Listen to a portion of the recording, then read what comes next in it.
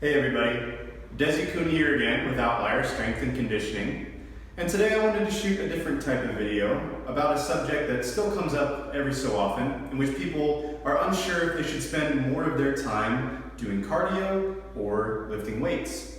And I wanted to weigh in on the topic and explain why I believe that almost everybody would benefit from spending the majority of their time resistance training. Let's get into why.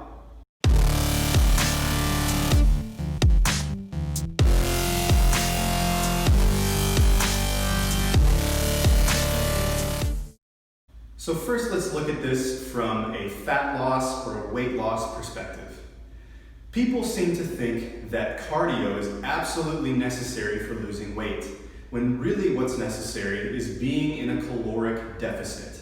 And we can either accomplish that by increasing expenditure or decreasing intake. Now the interesting thing is we come to find that traditional cardio and resistance training seem to burn a similar amount of calories while you're doing them, with traditional cardio maybe burning slightly more. So why would we resistance train? And the answer lies in what happens afterwards.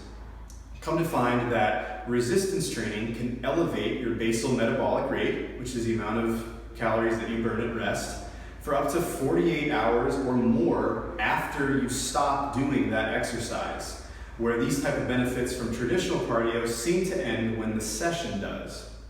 So you'll continue to burn more calories after the session is over. Thinking even longer term, the additional muscle mass that you gain from doing resistance training will also raise your basal metabolic rate in a more permanent way. So literally just carrying around an extra pound of muscle mass is so metabolically expensive that it will significantly increase the amount of calories that you burn when you're doing absolutely nothing. So now let's come at this from a cardiovascular fitness perspective. If your goal is to increase cardiac function, this can also be accomplished in the weight room. Cardio isn't one specific modality like cycling or running.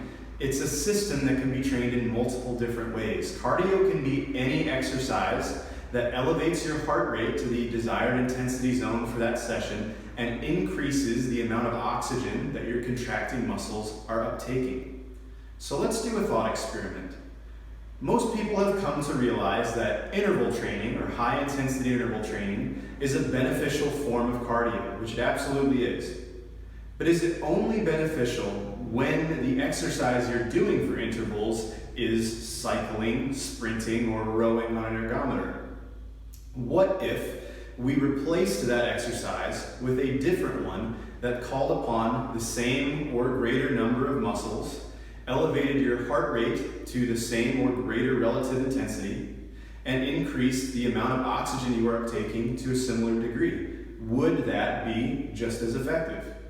Absolutely.